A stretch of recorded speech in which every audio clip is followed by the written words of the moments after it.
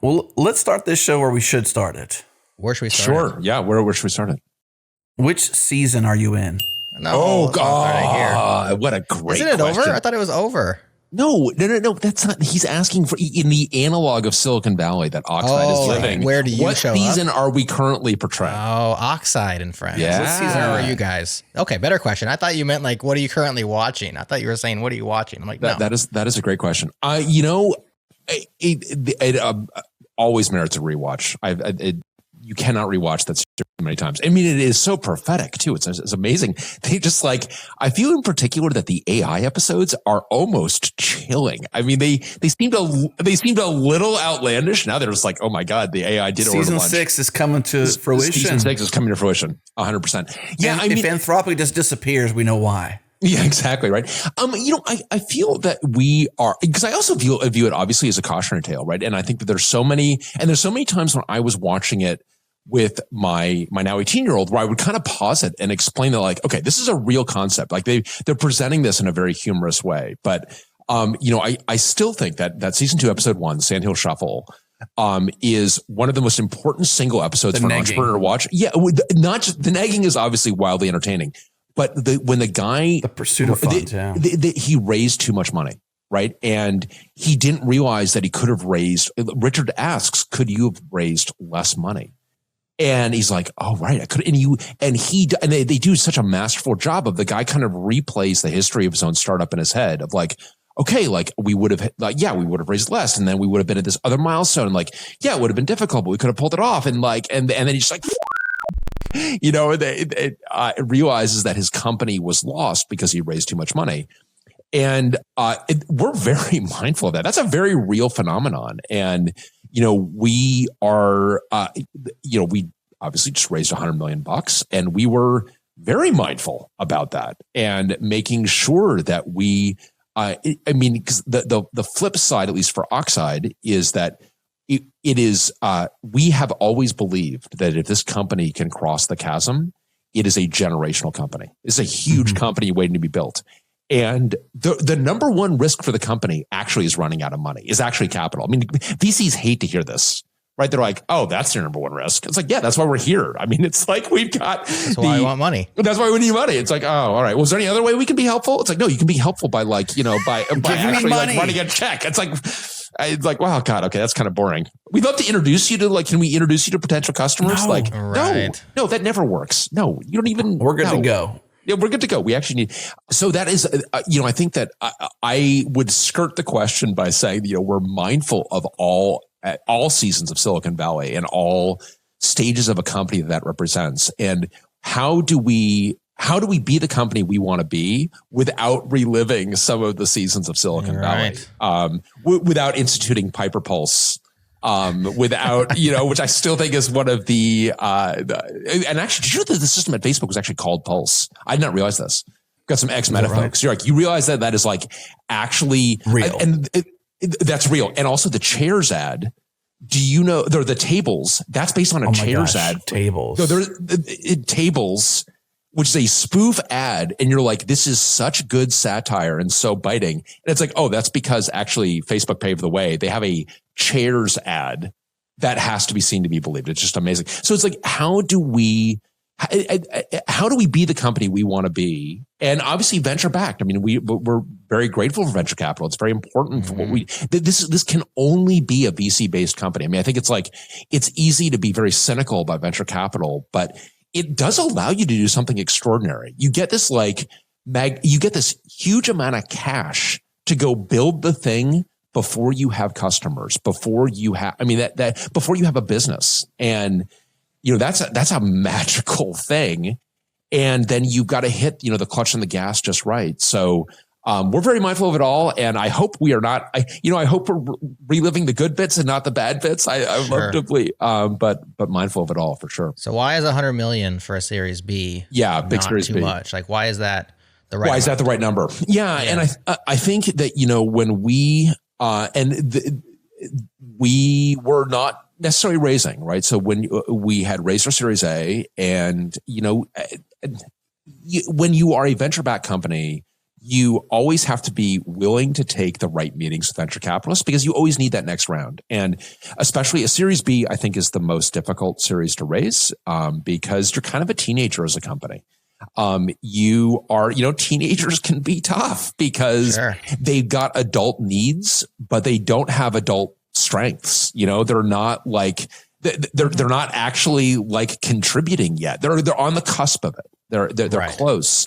But you are, and I got 2 kids in college, so I'm definitely, I'm feeling this right now. And you're just like, okay, or tell you what, why don't I give you my bank account and you just give me whatever is left over? Let's do it that way.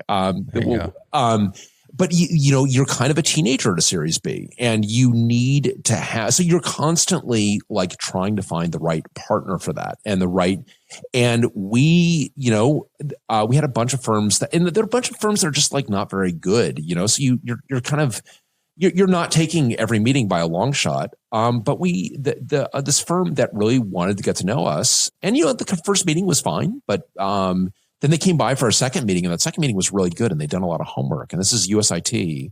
And, the third meeting was real, and you kind of it's courtship that happens over a long period of time. And, they got to know us really well. And they felt like, when you're thinking about your next kind of financing, we think you guys need to go big. And it was bigger than we were like, wow, okay. But really, the way they structured it was great from our perspective, and kind of de-risked some of the risks that we saw of taking that much capital. And it was really important because, again, like the way still to me, the greatest risk to Oxide is that we just don't make it. We run out of capital before we're able to build. It's really hard to build a business. It's especially hard to build a business where it's like we're selling big machines. This is not a home labber, right? Even though the home labbers would love us to do something for them, it's like, I'm so sorry, but we are not your customer. No, they're not. And it's like, the sales cycles are long, and but the flip side of that has been like, if we get there, when we were talking to customers, and God bless our early adopters and our early customers, love them all. They've been terrific. And a couple of them have gone on the record, even better. So grateful for them. Or tweeting it out. That's also great. It's like we had customers like, are we going to be able to talk about the fact that they're a customer? They're going to be like, oh my God, Toby at Shopify just tweeted it out. It's like, oh my God. Okay. Thank you. I guess that cat's out of the bag. I guess the CEO just tweeted it, which is great. But those early, we are so grateful for those early customers. But we've talked to so many who are just like, oh man, I love everything about this. I love everything about this. This is absolutely the right thing we should go do. No, totally. We were talking like, God, I need a Fortune 200 retailer to have adopted this. And we're like, you're a Fortune 200 retailer. Like you're the one to adopt it. And they're like, no, I know I am. And I would love to, but I just need someone else to adopt it. You're like, okay, all right. It's like, but I love this. If you do that, like I'm all in. And you're like, okay. So there's too much risk. It is. And the risk is, and you get it, right? The risk is like, you guys go away. The risk is you're acquired. I do love the people like, I'm really worried you're going to be acquired by Dell. And I'm like, now I don't want to neg myself. Do they know about your past with Dell? Exactly. Like, right. I don't think to the part of the podcast where you're like, no, never again. Yeah. That's why I built this. I think Dell would not want us. We're a bit of a kind of a skunk there from Dell's perspective. I don't think Dell's interested in us. And Dell HP, we are so disruptive. It's like that has never been the strategy. But people are understandably worried about it because people can rattle off companies that have disappeared, the favorite startups that have disappeared into Dell or HPE, and I've been acquired, and I get it. And we obviously, that's not what we aspire for ourselves, but there's only so much arguing you can do with something because like they've got a really good point, right? So the only way, it's just like how do you earn someone's trust? It's like one day at a time. You can't like gas it on earning someone's trust. And that's what it really boils down to. People trusting and not just trusting us. People trust us personally. It's more that like, I need to trust that you're going to exist. I need to trust that you're going to be there. I need to trust that this is going to make it. And, you know, I think that this is a big part of, and we've already seen that where people are like, oh, wait a minute, $100 million. We've had people like, I think you guys are going to make it. Like, oh, thanks. We think we're going to make it too. But it's great to hear it out of someone else's mouth. Like, oh my God, like you guys are actually going to make that.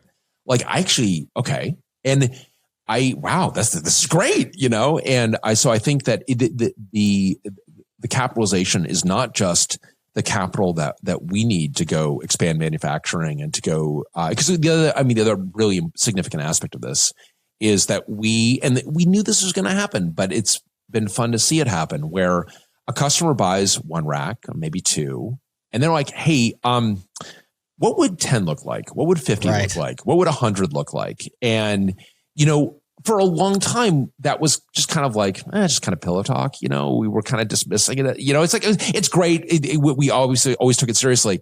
But as time has gone on, like those questions and conversations, be like, no, I'm serious. Like I've got budget. I've actually used this thing. I know what this thing actually is and isn't. And like, I've got this new project coming up and this would be perfect for it. And these are the kind of numbers I need. And you're like, those numbers get significant really quickly.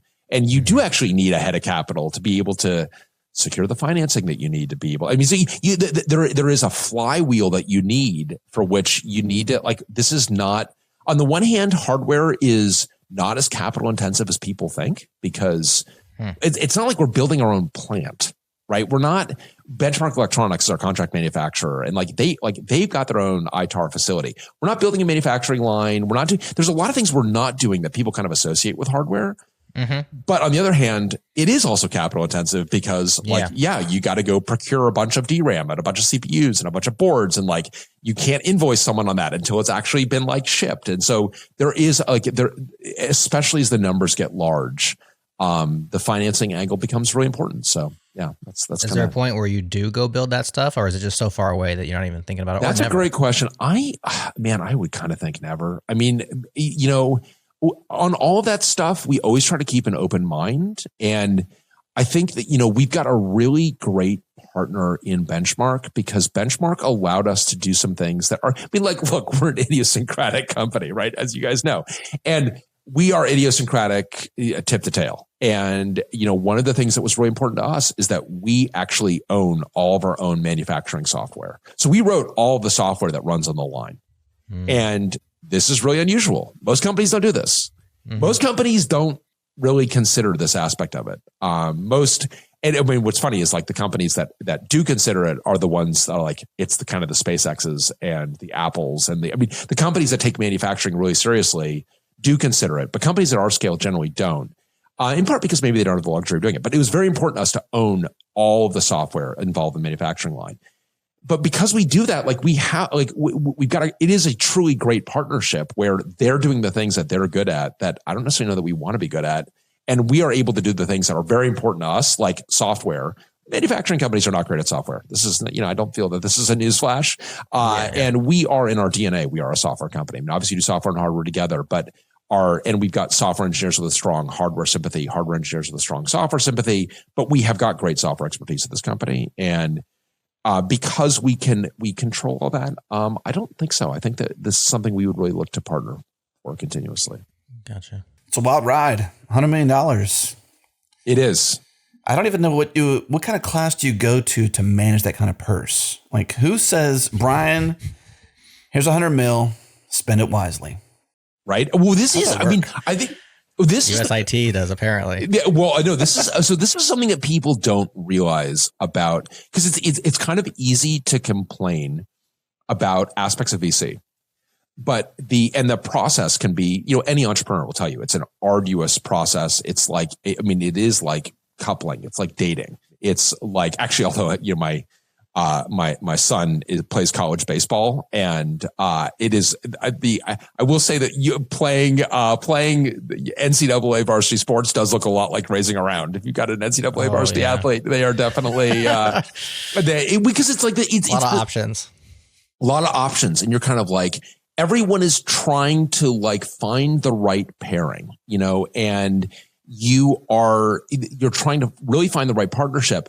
But, with VC, like they're going to give you a bunch of cash and they actually don't have a whole lot of control over what happens. I mean, it's like, yes, you've got kind of like you've got, some aspects of you've got a board seat or what have you, but like you're really trusting the company to build itself in a way that is wise and proper. And that's part of the reason why they take a long time to do their diligence. It's part of the reason why you take meetings with a VC firm when you're not raising, because they want to get to know you and they want to get to know you. So they trust what you're going to go do with it. So they know that it's, and, I think that, if anything for us, I think, we're very much children of the .com bust. So we are, if anything, like the comfort zone we have to get out of is getting a little more aggressive on things that we would do. And because my overwhelming bias is towards a bit of caution, because I think that, we, as one of our advisors of the company, who I've known for a long time, one of the first people I pitched on Oxide, laughed hysterically when I pitched him on Oxide, like belly laugh, like really hard laugh in 2019. And then he kind of came back and saw, came by 2022, 2023 about what we'd built. And he'd be like, wow, this is amazing. Yeah. It'd be a real shame to f this up now. And I'm like, it would. And I just remember Steve and I both a lot of pressure. Yeah. Because it's like we both, this is I'm not a serial entrepreneur. This is not like, I'm not going to take, 5 more trips to the well. Like this is it. Yeah, and this is your one here. This is it. And we got to make this one work. And so it's a lot, that pressure is a privilege, of course. But so I know, and in some ways, Adam, like the almost like comfort zone we need to get out of is being willing to knowing when to push harder in. And fortunately, I'm blessed with a terrific co-founder in Steve, and and he and I both have the same disposition, and yet the same need and desire to go push ourselves as well. So I'm kind of fascinated about the mechanics of this kind of thing. Do you actually take custody of $100 million, or do you have access to $100 million? Like how? No, they like it wires into your account. Like you raise a round. Yep. You raise a round. In your account. Yeah. Oh yeah. Oh well, actually, also I will. I mean, kind of a funny story in this regard in our Series A. So not only does it wires into your account, but is actually not yours until the round is closed. But it's like literally sitting in your account. Okay. It doesn't go to an escrow account. It's not like buying a house. Not even escrowed. Like not even escrowed. You don't own it. But people will be like, it's in escrow. But like, you're like, it's okay. You keep saying it's an escrow, but it's like just kind of like setting in the escrows are real things that you can do, but like, didn't do it. Right. Escrows are a real thing you can do it, but like no one's gonna do that. So but this is where, and things get super, like when you're raising a round and you're raising a price round, and people are gonna invest and people are investing conditional on other investors. So you need to wait until you've kind of like hit the number that you've got on the paper before like the round is closed. Like you're not, so you can be like waiting on a wire and you're not closed, or you can. And, one of the things that we did in our Series A, when we're extremely grateful to our investors for accommodating an early close. So we were going to raise, we ultimately ended up raising $44 million in our Series A, and our investors did an early close at 30, which was great because this was 2022. It was really brutal. The environment had turned very, very brutal. And we were, then like, okay, once I cross this $30 million threshold, then not surprisingly, one of the larger investors, institutional investor, is like, look, we wire last. Like that's the way we operate. Mm-hmm. So we are going to wire last. And I'm like, I'm kind of sympathetic to that. Like they want to make sure that everyone else has already wired before they wire. Well, they go to wire and you're like, hey, you guys are $23 short. And we're like, oh my God, we're $23 short. And like, how do you end up $23? And of course, everybody is like, I'll pony up $23. Like, are we short $23? Yeah, it's like a bunch of like grad students out for dinner or something. It always comes up short. You're like, okay, there are only like 4 of us here. Who did throw in? And everyone kind of swears that they paid enough. And I'm like, of course, it speaks highly to Oxide. Everyone's like, I'm in for $23. It's like, no, unfortunately, it doesn't work that way. We can't just like put a couple of bills on the table.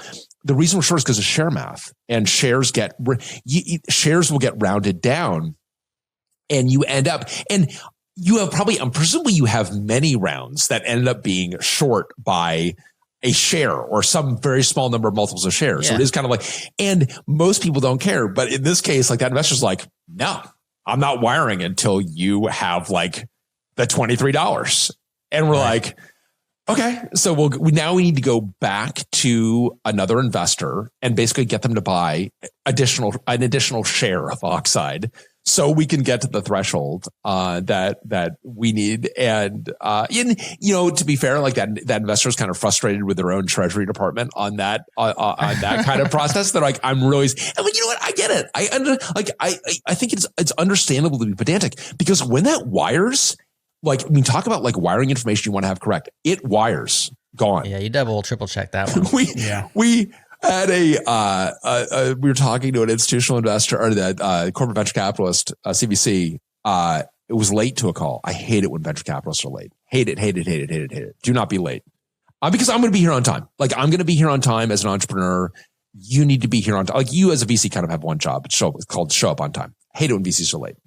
So VC is like 6 minutes late, comes in very apologetic. I'm like, I'm so sorry I'm late. It's very out of character for me. We just had an 8-figure wire that went to the wrong account. Oh my gosh. And we're like, do you need more time? Like, we can reschedule. Yeah. I'm so sorry. We need to deal with that right now. Yeah, you go deal with that. But it's like, I mean, this kind of stuff, like when you get to the actual like mechanics of the money moving, you're like, oh, wow, this is just like, and it's a super manual process. And it is like, people making phone calls. And it's like, on the one hand, you're like, oh God, this is so manual. On the other hand, like, maybe this should be manual. Maybe this is not a bad idea for this to be pretty manual, because you don't do it very frequently, and it is super, super, super high consequence. So when you're on that kind of, it is really tough. And the part of the reason, by the way, when this is the reason that like people, opening up to a large number of investors, for example, it makes these issues become more complicated. You've got to have, now you've got more people that need to wire, more people that need to get chased down for paperwork. So there is a big mechanical aspect to it, and it just doesn't feel like you're not done until you're done. But fortunately, what you need is like a cap table salami attack, like someone just sitting there, go ahead, shave those off onto my account. Totally. Right. I know. Round down onto my account. I'll take it. I'll take the $23 worth. Exactly. Right. When it was, it'd be a lot simpler if you could just have that on there. Like, yeah. Well, and so, by the way, so there have been things that have been invented to make this simpler. So this is why like the SAFE is a great construct. So a SAFE is a simple agreement for future equity. It pains me to agree with Paul Graham, I think. Although Paul Graham, I'm like super complicated about Paul Graham right now, because he says things that I really strongly agree with, and then things that I really strongly disagree with, like often at the same moment. I kind of, my brain just kind of buzzes. Yeah, I agree with that. But one of the things that Y Combinator got really right is this idea of a SAFE. And a simple agreement for future equity, what that says is like, look, let's not deal with all this. We have no idea how much you're worth. We got no idea how much you're worth. And let's also like not wait until everyone's ready to wire, and this kind of like waiting for the, like, tell you what, I'm just going to invest this amount of money. I'm going to invest $500K. And then at some point, you're going to have a priced round, or you're going to have an event that happens, an acquisition or what have you. We will price it then. And when we price it, because I'm doing this in advance, I get a discount on that, or I get, there are different ways that people kind of structure those things to incentivize them.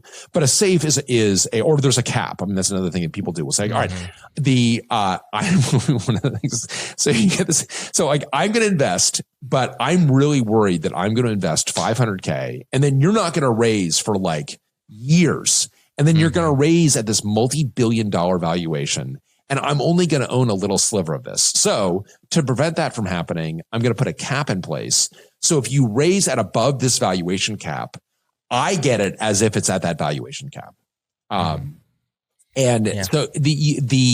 And it's also a way for them to kind of be able to model it. So, but the safes are great for that because you can just like go right now. They can also be too great. They're kind of like candy, and entrepreneurs can raise too many safes. They don't understand that how their safes are stacking, and they go to raise their price round. It's like, whoops, you got washed out because you didn't keep track of the safes. So this is actually something. This is where we need like these Silicon Valley outtakes for, because the HBO Silicon Valley, I don't think it really hit on this is one of the rare things that they need is a new season. I mean, there's so much new fodder. They definitely need a new season. I mean, aren't we living the new season right now? Are we convinced that we didn't just like pass into fiction and we are just like, maybe we're just living the new season right now? We're there for sure. I was thinking about some of the money that's thrown around right now because I was reading this Ben Stancil piece all about, and to individuals, like hundreds of millions to steal a AI researcher from Apple to Meta or whatever. And with that stuff, and they turn them down. Well, they turn them down.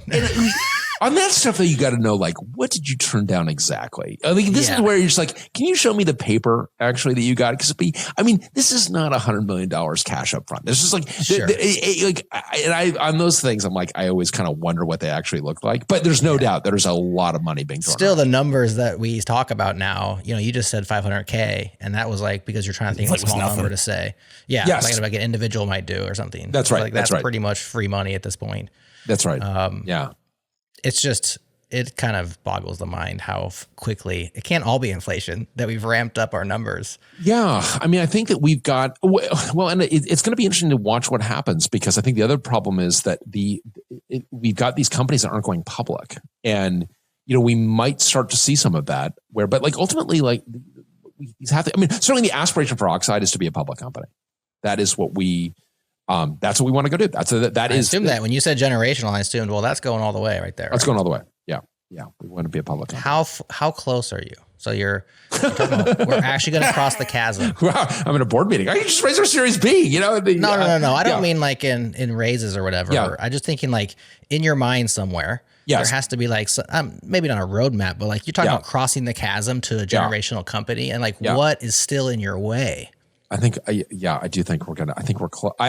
You always want to knock on wood and everything else, sure. But, I think we're going to do it.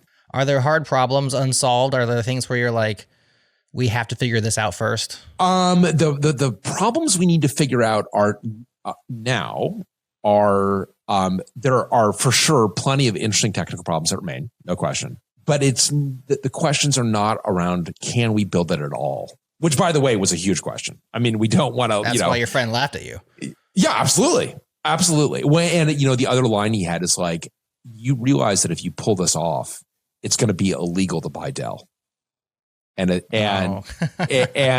it. That's it. And so but it's a big if. And so there's so much we need to go pull off. Explain that. Why is it illegal? Because like you would never architect what Dell offers. Like that's not the way you would build it. If you're trying to solve rack scale compute at scale. So they just say like, I don't want to buy just one rack. I want to buy 100 racks. I want to have elastic compute in my own data center. I would not be like, okay, let me start with a 1U or 2U server and AC power supplies in each one of these things. And like running, let me go invent UEFI. Like you just wouldn't do any of that stuff. You're like, what you would actually do is what the hyperscalers have done, which is like, how do I engineer this thing as a whole? And how do I think of it holistically? And nobody likes the pain that they're in Dell HP Supermicro. And it is just an enormous amount of pain because it's not fit for purpose. It's just not what it's designed to do. And people that are trying to build, because we did this at Joint, people that are trying to build elastic infrastructure on HP Supermicro Dell are trying to do their own Oxide on the cheap effectively. And it doesn't work out well. And this is where you discover that like you discover not only discover drives that you've not qualified, as I discovered at Joint, I didn't even know Toshiba made hard drives until I had such a vexing IO latency problem. I'm like, maybe, and I'd finally over a course of like weeks and weeks whittled it down to like coming from like the absolute lowest layer of the stack, the IO layer. And I'm like, I wonder, do I have a different version of HGST firmware on this drive? And I like pulled the drive info. I'm like, Toshiba makes hard drives? It was literally like this moment of like, this is not even like a company I like, what? It's like having like a Chevrolet hard drive. You're like a Wilson driver. Yeah, exactly. You're like, what? There's like there's a raccoon in here. Like that doesn't even and you just realize that like, oh, I'm just being thrusted this thing because of some sweetheart deal. It turns out all of the Toshiba hard drives are basically bought by Dell and then just thrusted into, you don't control your BOM with Dell. And that stuff is so deeply frustrating. And that is a deep frustration that people are all feeling. This is not like theoretical. And I think one of the things it has been like, it is definitely vindicating. I think it's like a little bit surprising to even our proponents where they're like, I was talking to someone today and they said that like these firmware problems that you've solved are really significant and important to them. I'm like, you don't have to sound surprised. Like obviously we know it's important because we solved that, but like these pain points are really deep and really important. And the people running at scale are the ones who've suffered from it. And a lot of why people have moved to the public cloud is because they were sick of dealing with all that. And it's like, I didn't have to deal with any of that. I never had to deal with a BIOS upgrade when I'm running on AWS. Thank God. And now I'm dealing with this bill that is just like out of sight and growing all the time. And it's like, oh man, it's like, can't I own this infrastructure and still have all this delightful stuff that I get from the public cloud? And that's the market that VCs didn't believe existed. Believe it or not, they just didn't think it was there.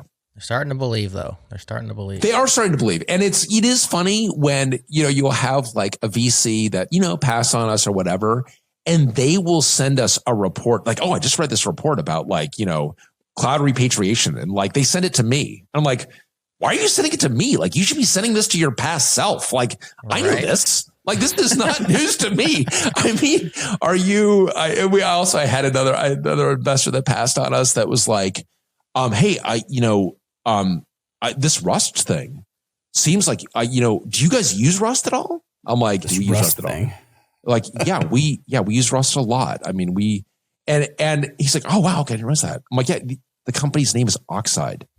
He's just like, oh, it's kind of like, oh God. Yeah. Oh boy. Anyway. Well, like you said, they're always late, a little bit late. Well, and I think that they are, I mean, to kind of be sympathetic about it, like they are, the concern that VCs always have is product market fit.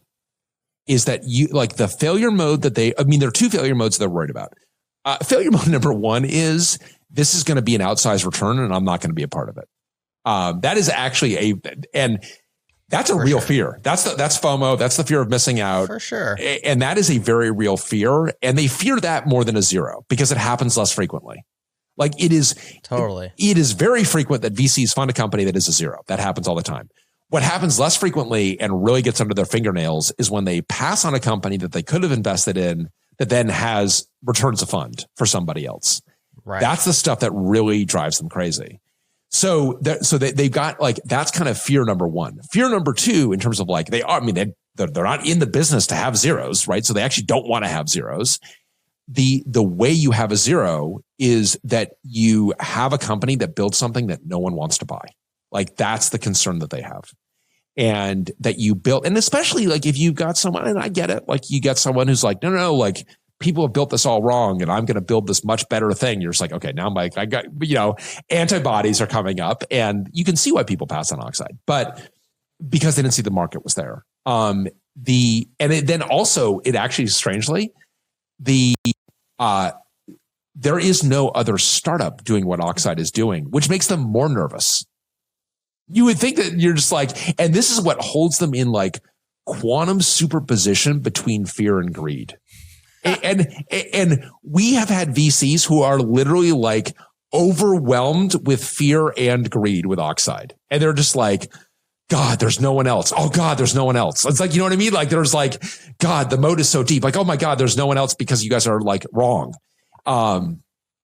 And so as that has been, it has been kind of amusing as people realize like, oh my God, there is a market there. It's like there is a market there. Yes, there's a market there. Yeah. There's so much. I don't know if like I'm still just not sure who your product market fit is specifically. I think it's on-prem because it's kind of clear. Own the cloud. That makes sense. But there is so much on-prem out there required. Yeah. That they're just like, thank you, Jesus, that Oxide exists. And they care about the things you cared about from the Toshiba drive, you never knew was there. The mismatch of firmware, how a sound could change I/O, and your care for that level of detail. Yeah. Not just the hardware level, but the software that controls all that. I think that's the beauty of it. I don't know how you phrase it, but I would probably phrase it as if you're the only people who could do it. And maybe now that you are doing it, you'll have someone enter that is also highly capable. And because you've done it, they would compete. And maybe because you've done a lot of stuff in open source, they can maybe leg up because of open source. Who knows? But that was always our assumption. So my assumption was, so when we raised in 2019, my assumption was one of the myths, the first myth that we are going to dispel is that you cannot raise for this company. And I had many people tell me, you cannot raise. You will not raise for this company. No venture firm will ever fund it. And it turns out it's more complicated than that because it's so contrarian that it's actually that FOMO, it does like kind of light VCs up because like, oh, this is like a big potential. And the problem we had actually was much more that VCs. This is the next Dell, y'all. Totally. That's right. Right.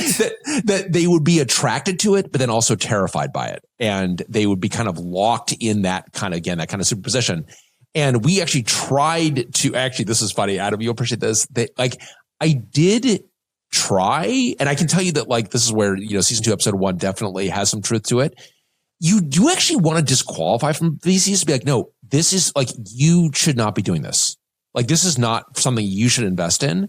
Like, you're a bunch of software investors. And they're like, oh, no, now we want to invest much more. You're like, no, God damn it. Like, I'm not actually trying to neg you. I'm not trying to do what Eric did to you. I'm actually literally trying to talk. And actually, there was a VC firm in particular that was so adamant. And I'm like, these guys are just like not kind of technically lightweights. And they just did not appreciate the technical risk. And I'm like, you're never going to get over the line.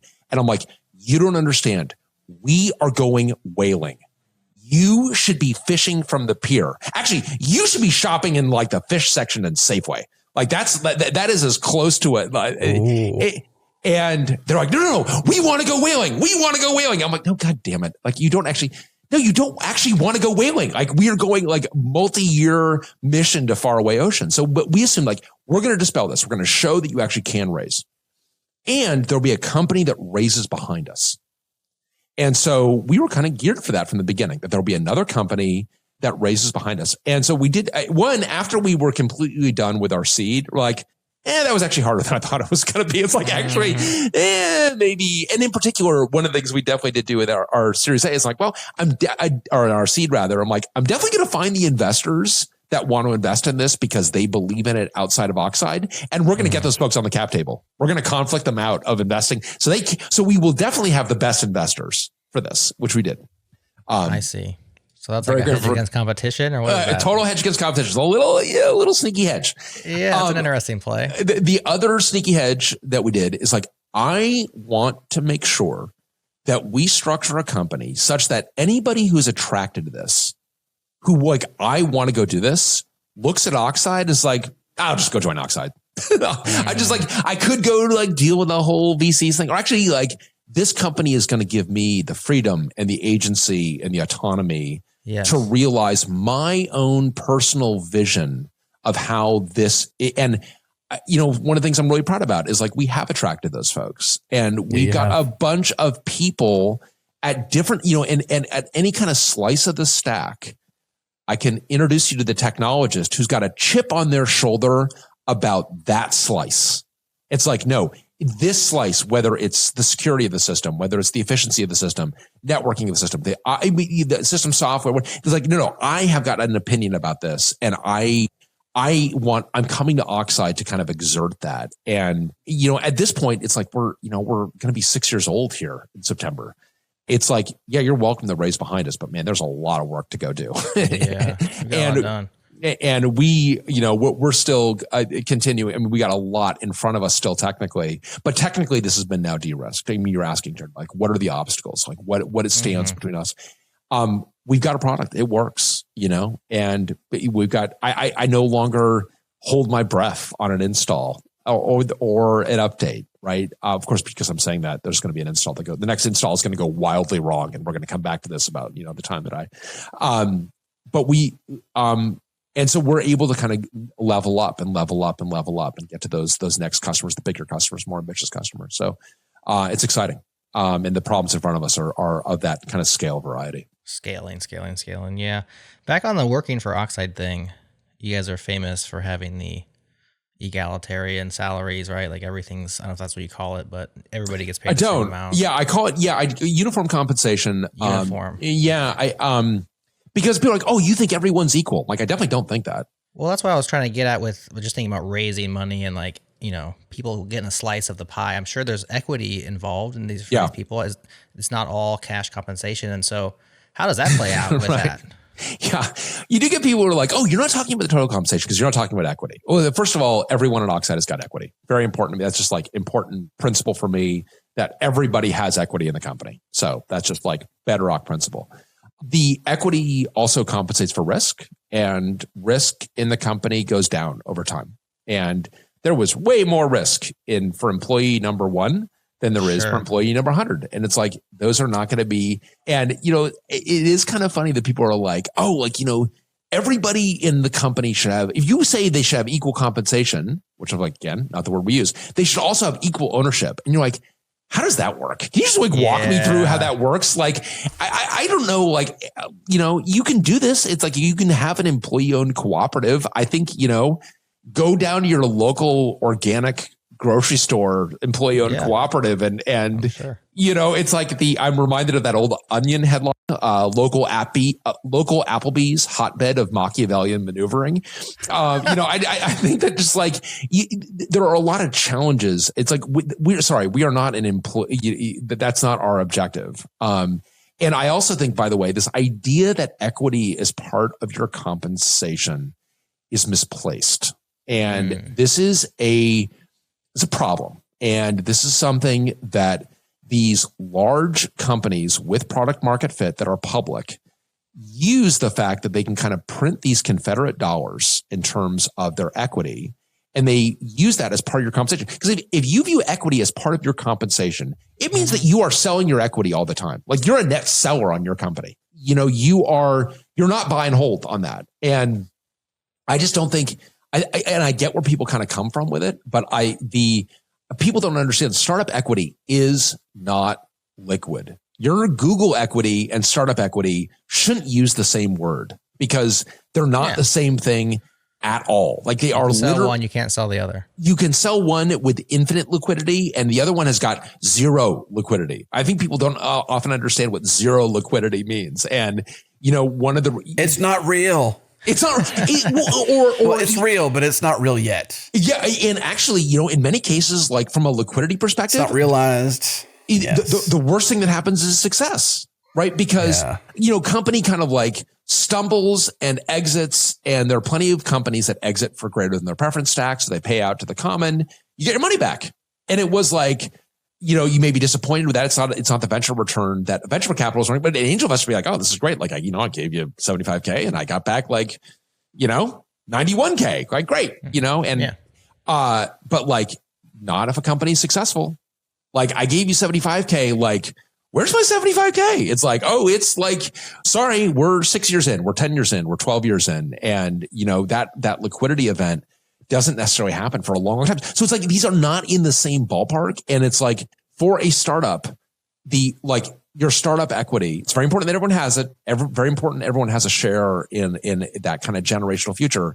It's also important that that's not what actually pays for the kids' summer camp. What pays for the kids' summer camp is cash compensation. And so that cash compensation is very important to us. So how do you do it then? Do you just offer opportunity for them to buy at?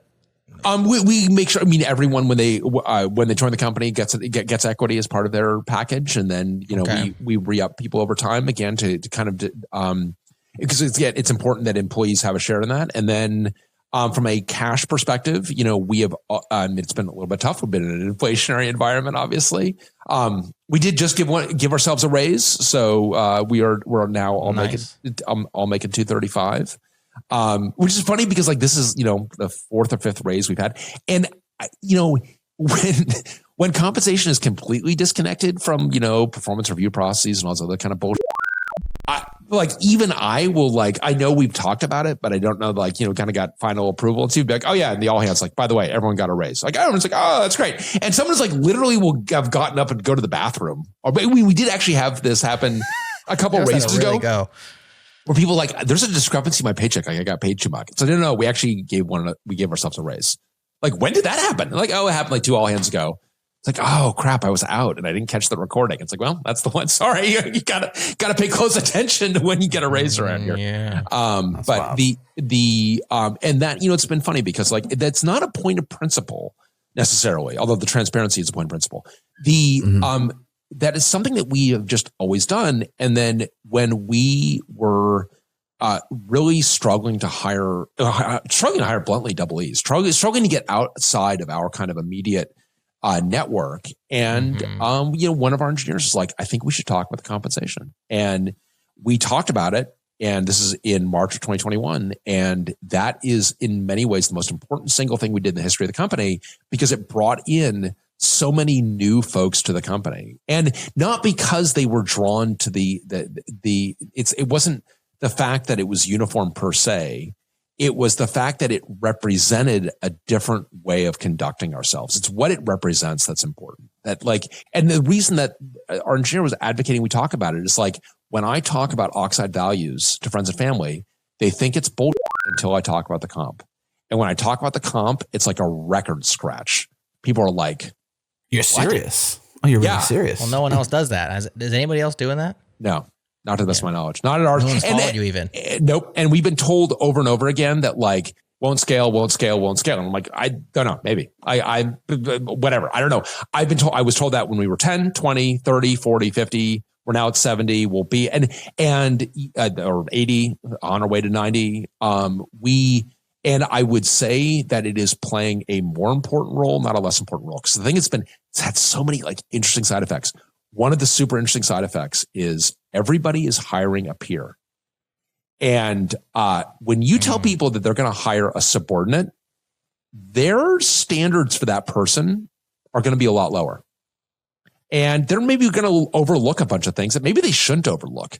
You tell someone they're hiring a peer and they're like, okay, I want to make sure that this is like worthy of us. Right. And so it's like, yeah, it is not easy to get a job at Oxide. It is, we are very oversubscribed and we've got people that take hiring extremely seriously. And I think the other, the other thing that's been very important is that it tells us in a very concrete way the importance of every role at Oxide. And, because when we first did this, it's amazing because we first did this, obviously announced in March 2021, we don't have a product. And people are like, yeah, but are you going to pay support people that? And it was always like support people. Like this is like a caste in tech. They're less than. And you're like, and you kind of take it apart. You're like, really? We're going to like, do you feel that I want you to think of the very best support people you've ever worked with? Are they worth it? Oh yeah, of course they're worth it. Okay, well, what if we only hired the very best? Like, oh yeah, I guess it would make it work then. Like, all right, asshole. I guess that's what we're gonna go do. We're gonna go hire. And so it's like, and why do you always like? Why is it always support? Like, so I'm so sorry. Like, support is so hard and so important. You are the front lines. It's the front lines with a customer. Yeah. Like, what is more? And like, you have got it's highly technical. It is, by the way, like under fire. You've got like always, yeah. We're calling you because something is wrong, by the way. Overwhelmed and like multitasked. The ability to have the empathy, the ability to go technically deep. And then to have someone for whom like, no, that's my calling. That's what I want to do. Because there is an upside to it. It's like the gratification you get is a high, right? When you feel like, oh, like that is really, and what if you attract people that are drawn to that? And it's like, we have got the best support people you can find. And I love our support folks have been like, it has been such a relief. And we had, one of our folks who joined us relatively early was like, you know what? I've been told my entire career that I need to go into quote software engineering to advance my career. my heart was always in support. And I left support and I went into software engineering, but God, I would love to be back in support because that's where my heart is. And I can do it here. And you look at what they've been able to do here because like there is, when you do that, like no one has to feel like I am doing wrong by my career by supporting a customer. No one, but conversely, no one also needs to feel like, well, I need to defend the throne room and I better not let this support engineer contribute back to the source base because what would that mean? That we'd have to like change their pay grade. So as a result, like we have our support engineers very much contributing to the thing we're building. And it's like, and then you expand that to not just to support, but you expand that to these other roles, the operations roles, that the QA roles that like people sadly like look down upon. In fact, QA is really challenging.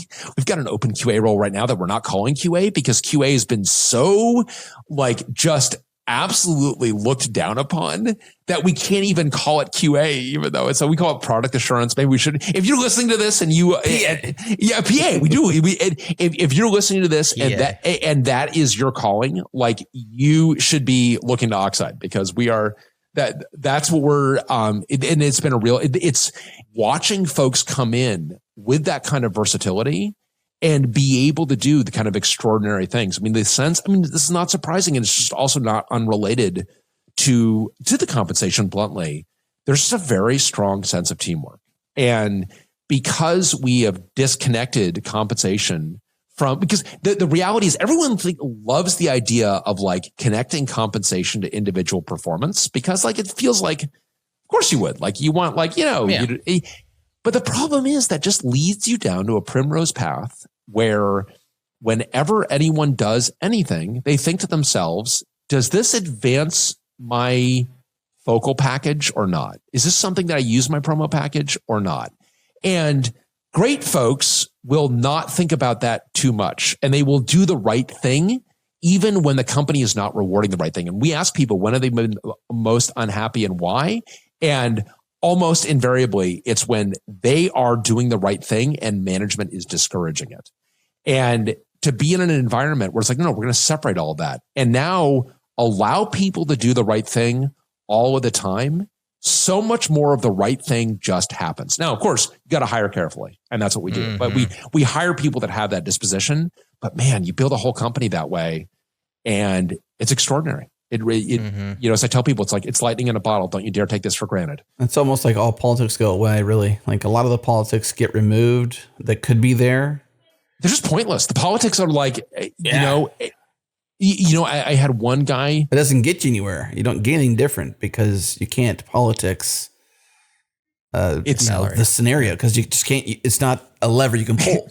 It's not a lever you can pull. And, I had one guy coming from Google who's like, and I think, and I think this is one of the real unfortunate things about companies like Google, Amazon, others that take people who have an intrinsic excitement for the technology and they break them a little bit and get them to like, no, what you should actually care about is that marginal 10, 15, 20% of your compensation. And you should distort your life and make yourself unhappy you should just like be thinking about that for everything you go do. And as he said, like, I didn't realize how much of my brain was dedicated to thinking about compensation until I didn't have to think about it anymore. And I can just think about doing the right thing. And that's really, really, really empowering. And it's been extraordinary. So yeah, I wrote an update on it about how it's going, and talking about the support engineering example, literally the top Hacker News comment. I could not believe this. So I'm like, in the blog entry, I am effectively saying, how could why do we single out support people this way? And kind of like shaming people who do that.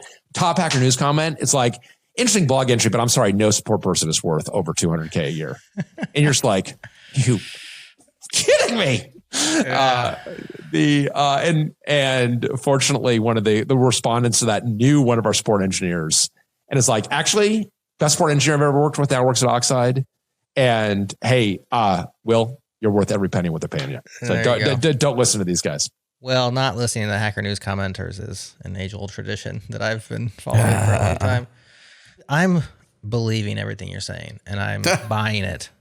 I'm super buying it. I'm believing and buying. I might, at that being said, I might be the guy that says, does it scale? And I'm recognizing that it's continued to for up to 70. Yeah. Fair question. Again, how many people work at Dell? How many people work at Dell? Because I mean, you're going to get, if you guys cross the chasm, like you're going to be huge. How many people have to work at Dell?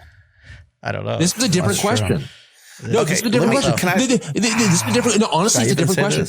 No, it's a different question because and I had an investor who turned to me at one point and is like, because they kind of forget that we've done this, our investors, like they don't, it's not something they really think about. They know that our team is very good. They know we don't have attrition problems. They know, and also if they looked at one point early on, we were doing this, one of our investors was like, we did the math and like what you're paying people is like dead on the median like salary per employee that we have at our portfolio companies. So it's like you guys are not like off the mark one way or the other. So it's fine. Like you're just like doing it differently. Like fine, knock yourselves out. So the VCs like kind of don't care.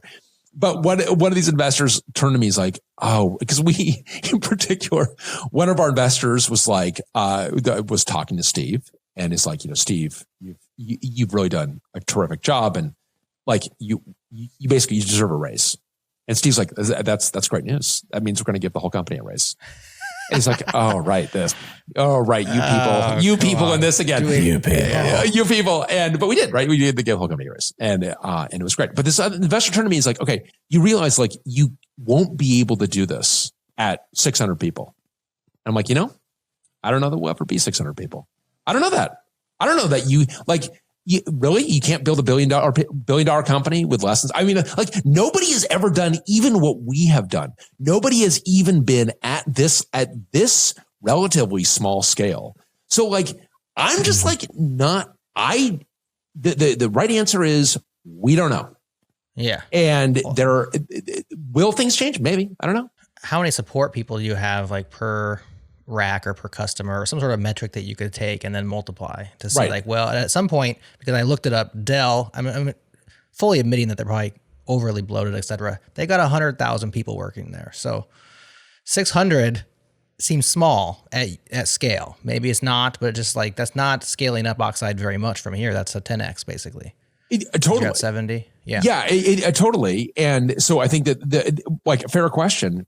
I also think that like, how many support people would Dell have if they thoughtfully engineered their products, made sure that the number of people that Dell dedicates to telling customers that you're the only one problem. I've dealt with Dell support.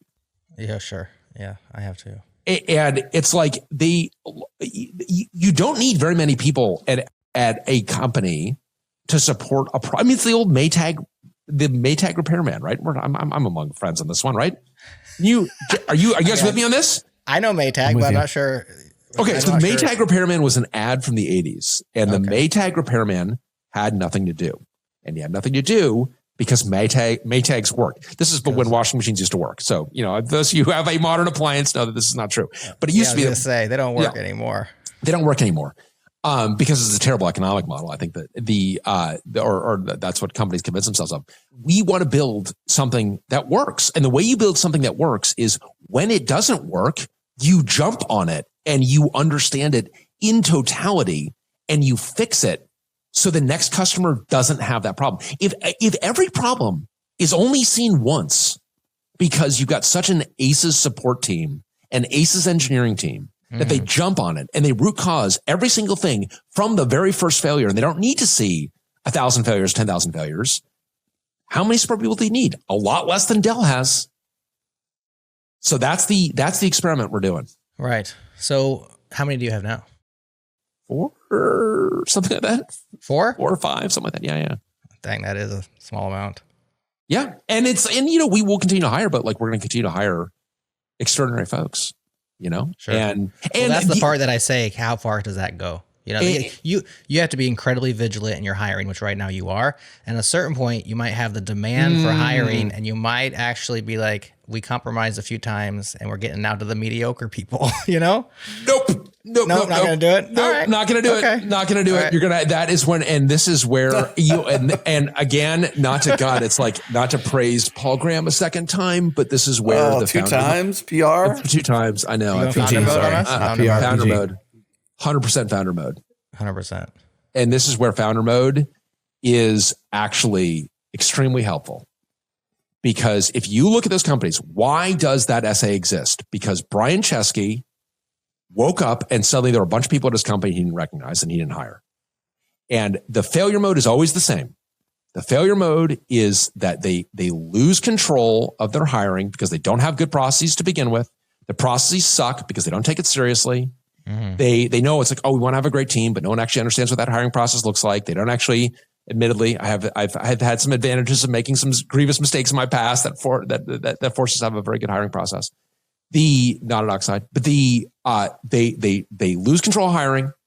They hire. I mean, I don't want to say middle management is the root of all evil, but it's, maybe a little too reductive, but the problem is that middle management grades their career on the number of reports in their organization. It's like if you hire software engineers based on the number of lines of code that they write, if that's how they value themselves, like you're going to get a lot of bad code and you're going to get a lot of it. If you hire management that grades their career based on the number of reports in that organization, guess who needs more recs? That manager you just hired. Really? We can't do it with fewer people? No, we can't. I need more people. Okay, you're just trying to advance your own career. I get it. And this metastasizes, and you wake up and you have too many people, and they all do it. And so I turn to this investor. I'm like, you know what? I don't know if we're ever going to get to 600 people. And you know what? We are also the only company in your portfolio that is not overhired. He's like, that is true, actually. I'm like, you don't have to say actually. And you agree with me, by the way. You don't need to say actually. But and we have not overhired. And we are not going to overhire. Yes, that's going to mean that it is painful and requires vigilance. But we've got the very writing intensive hiring process. We believe it can scale, and we are not going to delegate. Ultimately, like every hire is ultimately that decision is ultimately made by Steve. And yes, it's informed by everyone else, but like he bears responsibility for and that's not going to change. And that's just called founder mode. That's what that's called, huh? That's what it's called. I'm always reminded of the scene from Pulp Fiction. I want a wallet that says founder mode on it. Oh yeah, man. That's a good one. That's a much better reference than Silicon Valley. So bite your tongue. Imagine you're IPOing. Like we need a new season of Silicon Valley directed by Quentin Tarantino. That's what we actually need. Okay. I'm in. Now you're on board. How totally great would that be? Oh my goodness. Like Kill Bill as a startup. You know what I mean? Like this. I do know what you mean. Uma Thurman, entrepreneur. I just feel like where can I put my money to make that happen? Absolutely. Yeah. I'll bankroll that thing. I don't have very much, but I can borrow some, right, Brian? Exactly. Yeah, I got tons of money. Exactly. Yeah, who needs money? That actually makes me think about, money management with $100 million in your bank account. Like certainly it's real. Like that's real money. You could just buy government bills and get, millions of dollars a year. Like how do you have money managers or how do you? What is that? Am I on LinkedIn now? You're like reading my LinkedIn. I mean, the number of LinkedIn connections I have had has just gone nonlinear because of course you advertise that you've done this raise and many people are offering. They would love to manage that money for you. They would love to manage that money for me. Wow. Absolutely. So I just gave it to the first person that came along. So how do you manage 100%. Oh yeah, no, there's an issue. Like how do you manage it?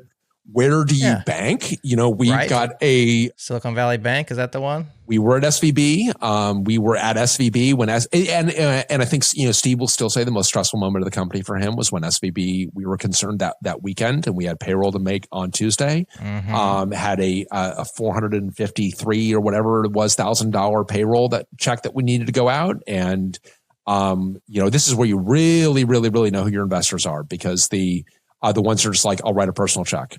And you have investors like, I'll write a personal check. You're like, great, I'm going to need that. And you're like, don't you have anyone else who can write? Sorry, that was like a rhetorical flourish. And then you get that ones where it's just like, I'll write a personal check.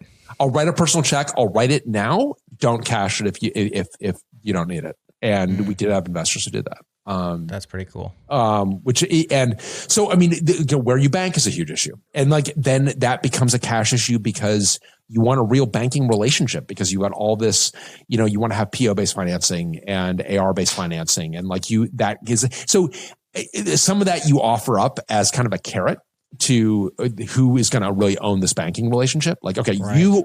We're going to bank with you. You're going to get this large amount of money. But then in return, we are going to get some services from you, whether it's venture debt, whether it's AR, PO-based financing, what have you. So there's a whole like science to all that.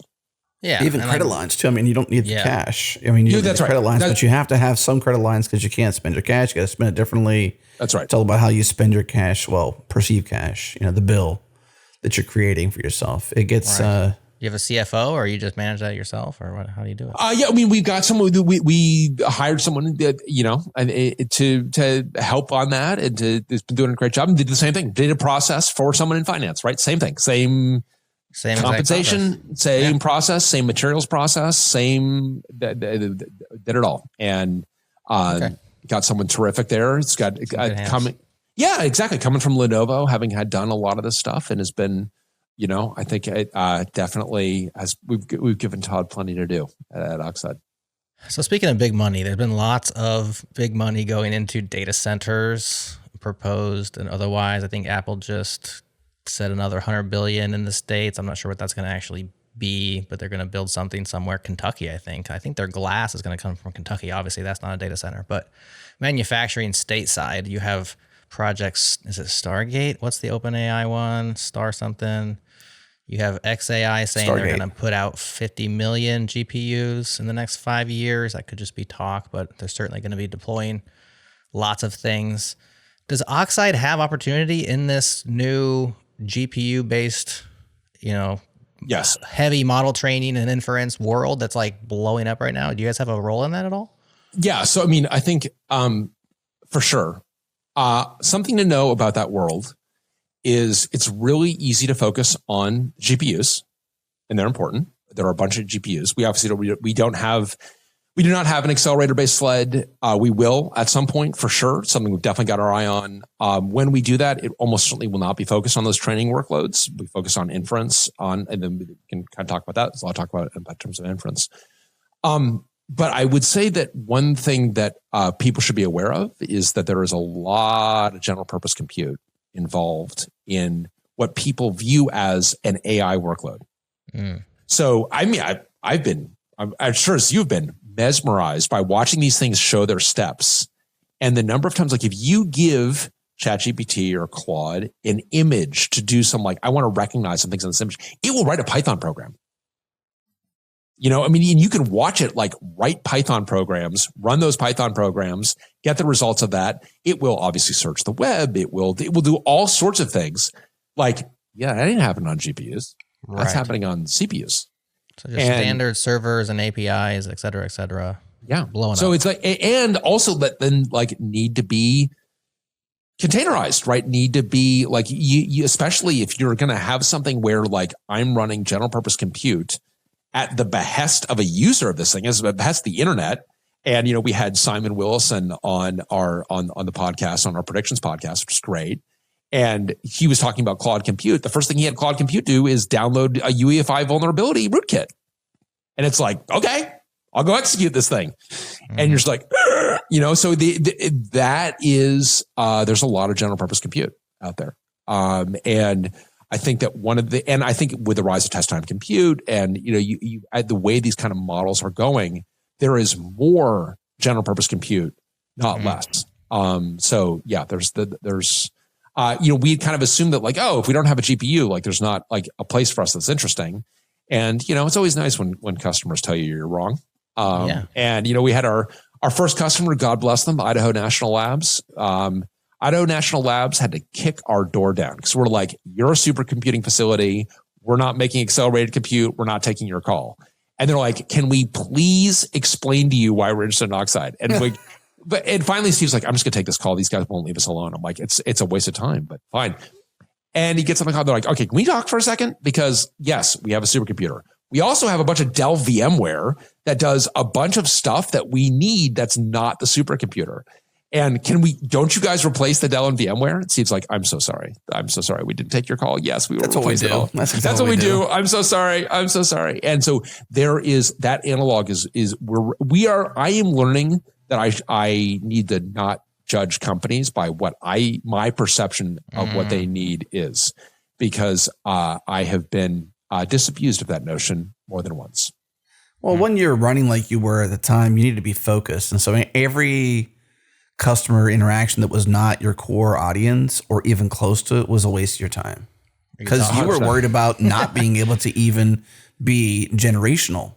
That's right. To be able to succeed. 100%. So you had to have that position. And now that you don't, then you don't probably.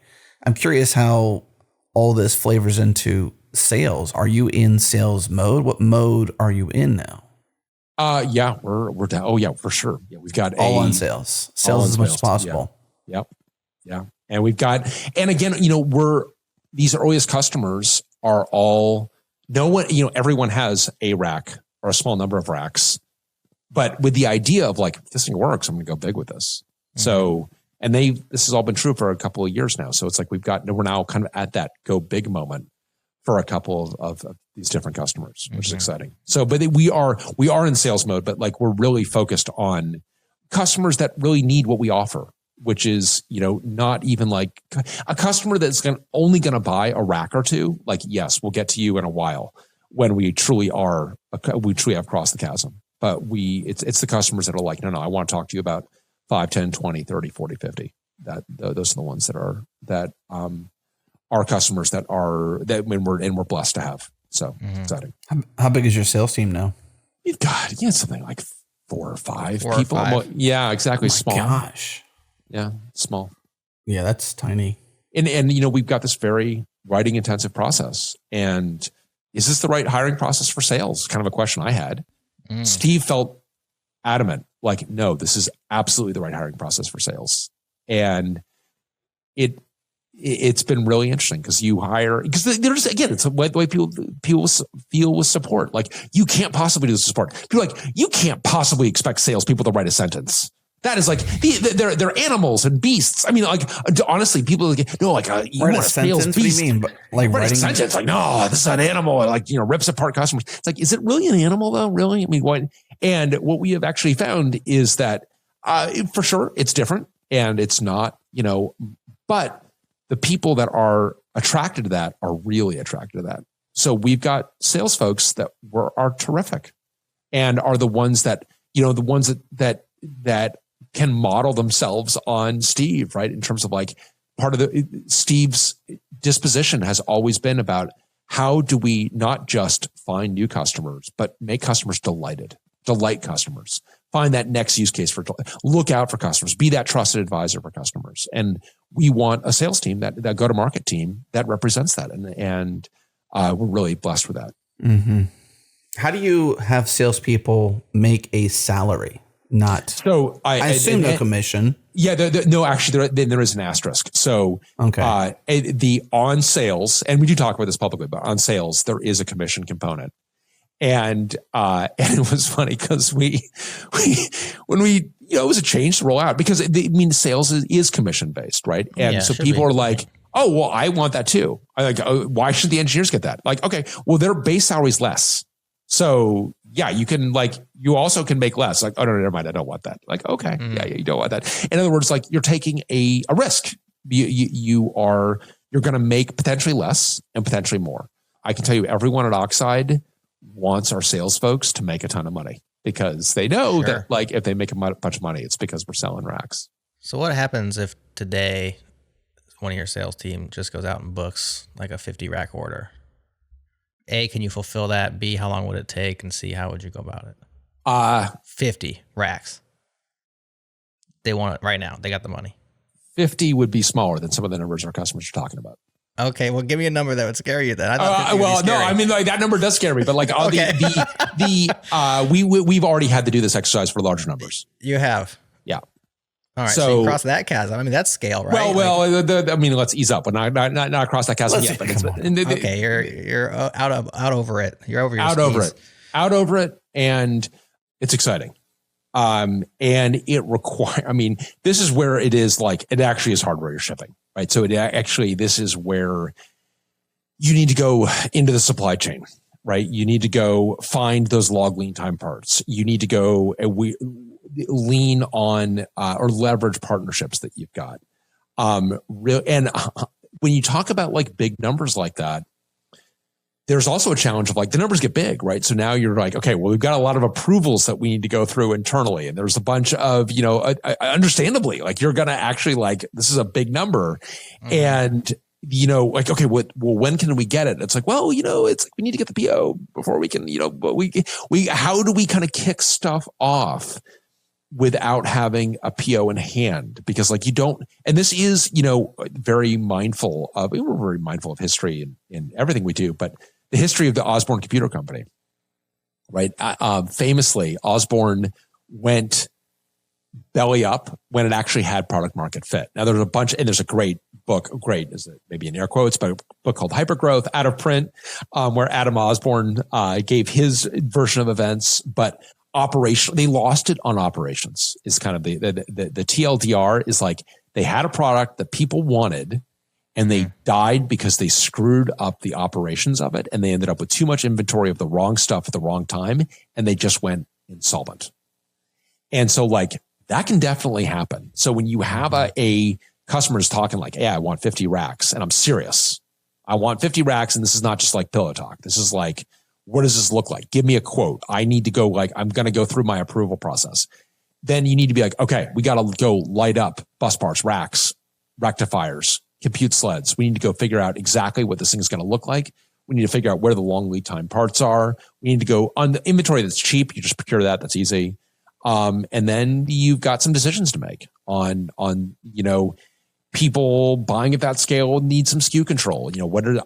Maybe I want different DIMMs, or I want, you got to afford them that. That's a back and forth. What are the so there's a whole galactic amount of detail. There's an entire galaxy of detail that is not the building of the thing, which already has enough detail, but is the operations piece of this is extraordinarily complicated. And it's why, it's why our operations team is, we've got our operations team is terrific and talk about like, being just as important as anyone else in the company. And boy, when you go do one of these exercises where it's like, it's serious and we're going, this is not a drill, and you really appreciate it. Like, wow, this is just extraordinary resourcefulness and agility and being able to, probably unsurprisingly, we've got a couple of our operations folks have got operations experience from the service. I got some, ex-Air Force folks that, are used to just like, how do we go deal with like very large scale operational issues, and having to make up a bunch of stuff on the fly in terms of like, okay, we can't like your facility, your facility in Toronto can't do this. But there's another facility that you've got in Malaysia. What does that look like? Oh, and then by the way, then you have like the Joker in the White House spinning the tariff wheel. Can we this is hard enough, by the way, without being like, there is like, okay, there's a tariff. There's not a tariff. No, there is a tariff. No, now we're going to have a tariff later. We're going to do this. We're going to do that. It's like, okay, this is actually hard enough when everything stays still.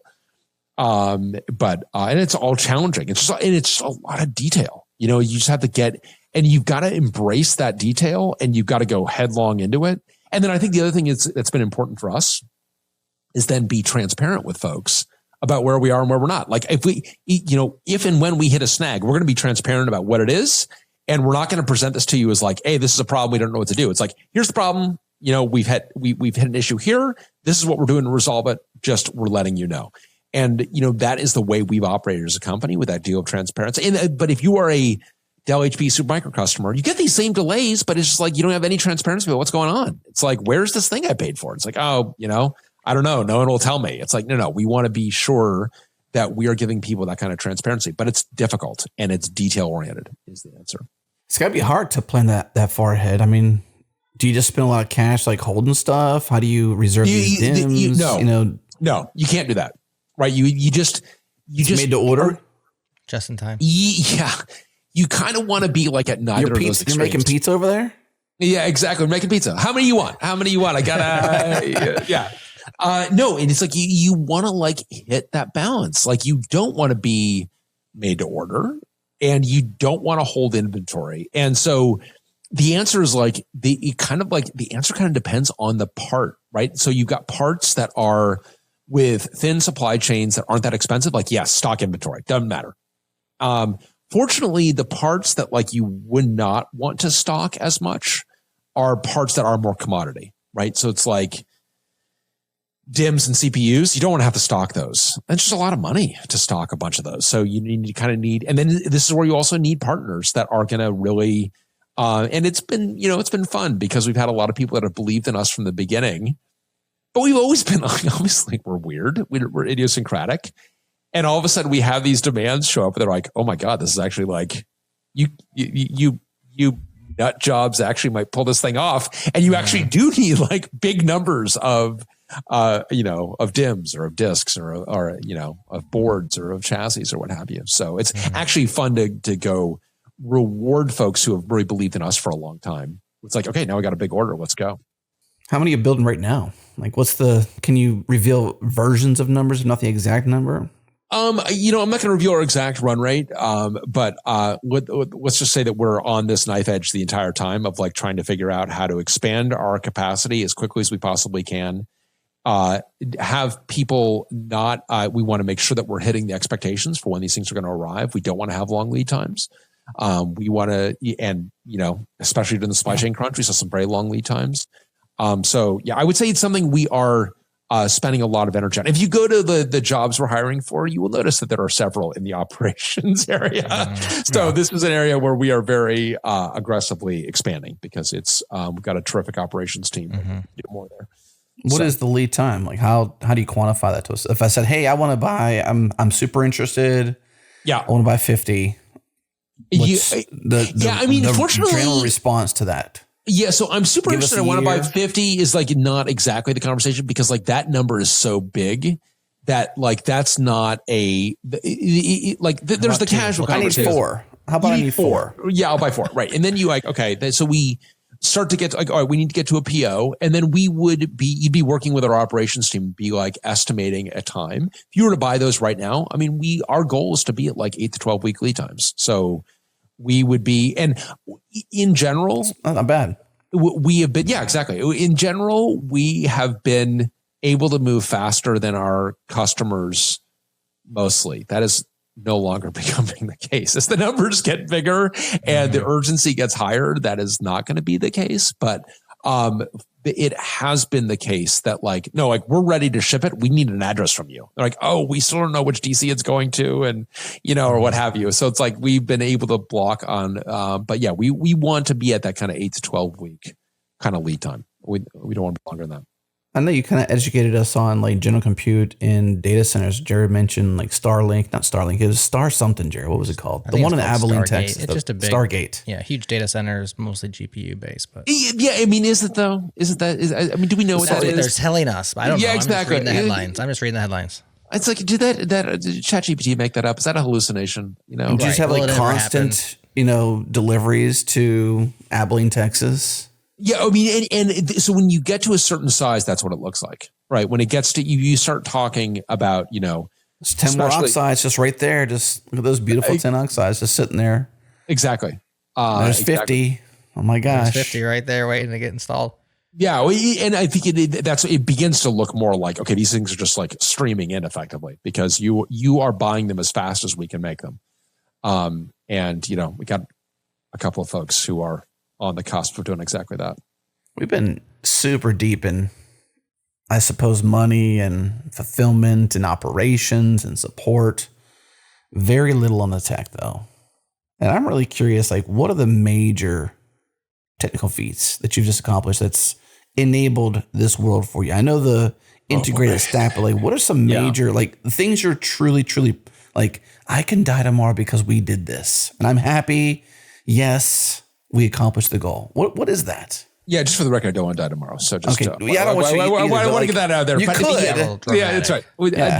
The things. You understand my euphemism? Yeah, 100%. And there are a bunch of things. I mean, I what we've been able to do, it's just sad. It's sad state of the industry that the bias, a construct that dates back to when I was a child, and I'm 51 years old. Being able to boot an x86 without a BIOS is like a man on the moon. And that was extraordinarily difficult. And that was one of those things is like, you don't pull it off, you've got nothing. You don't have a product at all. Being able to, it's the approach we took to holistic boot is something that the hyperscalers haven't even done. The approach that we took to the switch, the programmable switch, and being able to integrate that in with the rack is extraordinary. And I can't believe we got it to work and then Intel killed the part, right? We were using Intel Tofino. Intel killed the part. And so we have had to go find another part. And we were really excited about the part we found at the Oxide Labs called the X2, which we're really excited to go build on. And then the stuff we've been able to build on that X2 is very exciting. That's not what we're shipping today. Is really extraordinary. The things we've been able to do with the control plane, with this distributed system that was, we had done several control planes in the past and really wanted to improve on them. And actually seeing that come to fruition, being able to do an update and being able to dynamically update this thing, because we take a distributed system that we update across an air gap. And, the fact that we are, and when we shipped our first product, it was important that we could update this thing at all. We had something that we called the update, the minimum update. That minimum update required the rack to be parked. You would stop VMs, update the software, and start the VMs again, which is like great that you could update it at all. Obviously not, like that's not the cloud experience, right? And the ability to build a true distributed system to allow that thing to be updated truly dynamically and to watch that unfold over. I mean, that was a long software project and required just extraordinary work from a bunch of people and great. And so watching that come to fruition is amazing. What we've been able to go do on the service processor and getting rid of the traditional BMC, what we've been able to go do with the root of trust, having a true root of trust, being able to attest all the way up the stack, having the root of trust truly attest the SP, having the SP attest what runs on the host CPU, pulling that together into a trust quorum where you have, what we're pulling off is really extraordinary, where you get this group of sleds together and they themselves decide there are enough of us to share a secret. So in other words, if you just walk off with a sled, you don't have anything. The ability to do this with distributed storage, it's the ability to stitch all of this together and then get the power observability that we had always. There's so many things that I had always wanted, and I didn't understand why I didn't have them. And now I understand why I didn't have them, because it's really hard. It turns out a lot of this stuff is really hard. But to be able, the vision for Oxide dates back so long. It dates back, for aspects of it over 20 years. And it's not just, it's a vision for a lot of people have had, and watching that come to fruition in so many different dimensions is extraordinarily satisfying. In terms of like the thing that like truly fills me with pride, this is going to sound corny, but it's hand on heart true. It's not the technical artifacts. I'm proud of the technical artifacts for sure. The thing that I am like tears in the eyes proud of is the team that built it. And when you walk into Oxide, there is a panel from one of the first Oxide machines signed by everybody at Oxide. And that's the first thing that you see when you walk in. And that to me is the most important thing that we built together, is this extraordinary group of fearless technologists who are wanting to actually go kick the dent that we want to kick in the universe together. That is what is, I think that, and as I told people, it's like, this is lightning in a bottle. If Oxide were to stop tomorrow we would all look back on this period of our careers as the apex, as this unique time period in our careers. And that is the thing that is like unequivocal that we've achieved that can't be taken away. Now we've got a lot further we want to go. But that is the thing that I am most proud of, is that because when you convince someone, and this is why, I mean, hiring is it's amazing to me how frequently this gets outsourced to people, because when you're coming to Oxide, you are giving to all of us the most precious thing. You are giving your finite time on this earth, and you're going to give that to us, and we are going to give ours to you. And that is sacred. In the words of, James Carville has got this in The War Room, the documentary that follows James Carville and George Stephanopoulos. He's got this phenomenal speech at the end of the election where he talks about how sacred this is. And it is so important. And, the most important kind of sale that we make is convincing someone to cast their lot with us. And God, that is so amazing. And that is the thing and I am proud, of course, of all the things that come from that, and of all of these technical artifacts and these breakthroughs that we've had, and the breakthroughs that we will have. We got a bunch of exciting stuff in our future, but it is the crew that did it that I am hand on heart most proud of. That's awesome. It's good to be a part of that kind of crew too, because I mean, just being able to be that kind of fearless person with a small cadre of people. You didn't have to hire thousands thus far to get there. You had to be in the sub 100s even now to get to that point, which is just wild. I would say that also the fearlessness is very complimentary. There's so many things that I'm terrified about, but then someone else at Oxide will be fearless about it. I'm like, oh, thank God, hold me right now. Let me weep on your shoulder. Tell me it's going to be okay. Stronger together. I think I wet my pants. Well, if you're looking for a secretary, I can answer phones for $235. Yeah, there you go. Exactly. I'd love to be part of the crew, but I probably can just say, hello, Brian's not available right now, but leave me your name and I'll make sure he calls you back. There you go. Yeah. Well, should we close? Let's close down the friends and let's do. You want to do a plus bonus? I got some current events. I'd love to get your guys' takes. Oh God, yeah, let's do it. I got two things on my mind. All right. Oh, I hope it's one of my things. Yeah. Bye, friends. All right, bye, friends.